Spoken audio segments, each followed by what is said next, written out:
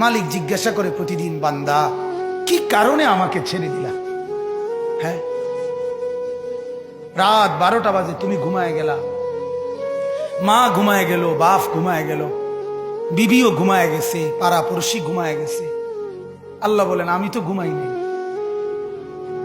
বান্দা, আমিও তো ঘুমাই নাই।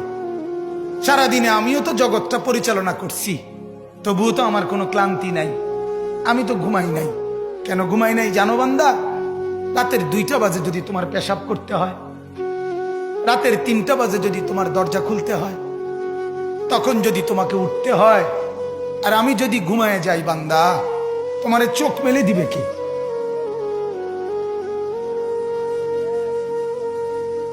এই বাপ, চোখ মেলে দিবে কি?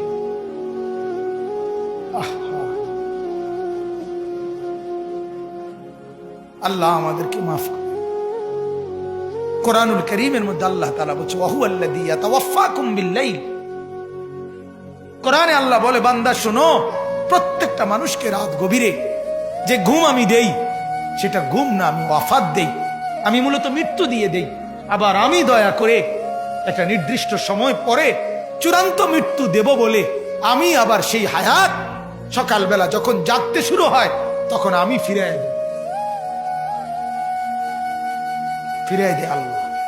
এমনও মানুষ আছে পৃথিবীতে, রাত্রিবেলা ঘুমাইছিল ভালো মানুষ, সকালবেলা আর জাগে নাই। আমার একজন দূরসম্পর্কীয় চাচা আছে, প্রফেসর ছিলেন, ভালো মানুষ ছিলেন, রাত্রিবেলা জলজ্জান্ত মানুষ ঘুমাইছে, সকালবেলা আর দরজা খুলে দেখছে ওই মানুষটা জীবিত ছিল না, মারা গেছে। হতে পারে না? হতে পারে কিনা বলেন না?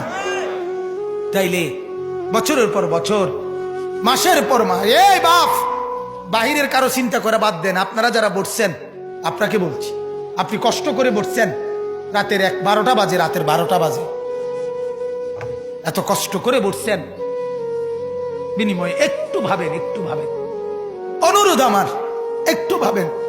আজ মাঝে মাঝে মন চায় আল্লাহর বান্দা মুসলমানদেরকে বুকে জড়ায় ধরে কাঁদি যে বাপ, কেন এত ভুল করছেন? আল্লাহকে কেন এত নারাজ করছেন? যার বিবি বেপর্দা, আপনি আল্লাহকে কত পরিমাণ নারাজ করাচ্ছেন। যার স্ত্রী, যার মেয়ে বেপর্দা, আপনি আল্লাহকে কি পরিমাণ নারাজ করছেন বলেন? এক কুকুর মরলে, লাশ ফেলে রাখলে যেই দুর্গন্ধ ছড়ায়, সেই দুর্গন্ধে অল্প কিছু মানুষের কষ্ট হয় কিছুক্ষণ, কিন্তু এক নারী বেপর্দা হাঁটলে যে যুবকগুলোর চরিত্র নষ্ট হয়, সেই নারী এক মরা লাশওয়ালা কুত্তার চাইতেও বেশি দুর্গন্ধ ছড়ায়। কুকুরের দুর্গন্ধ এত বেশি ছড়ায় না, বেপর্দা নারীর দুর্গন্ধ যে পরিমাণ ছড়ায়। সে তো শত শত যুবক তার চরিত্র শেষ করে দিছে। এই সিনেমার নায়িকা নর্তকীরা উলঙ্গ আর ছবি আর বিবস্ত্র ছবি আর নাচ গানের এই ফুর্তি দেখিয়ে এরা হাজারো যুবকের চরিত্র গঠন করে না নষ্ট করে? কথা বলেন না কেন?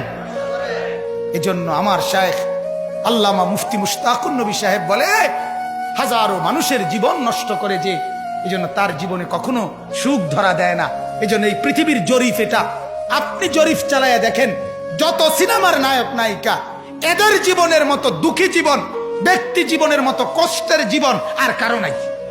আপনি খবর লাগান, আপনি খবর লাগান, এদের মতো লাঞ্ছনা। কারণ হাজারো যুবককে নষ্ট করছে এই হাসি দিয়া, অথচ এই হাসি তার মূলত আসল হাসি না।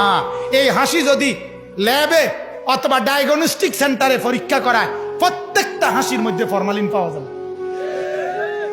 কি পাওয়া যাবে? ফরমালিন, ফরমালিন, ফরমালিন পাওয়া যাবে।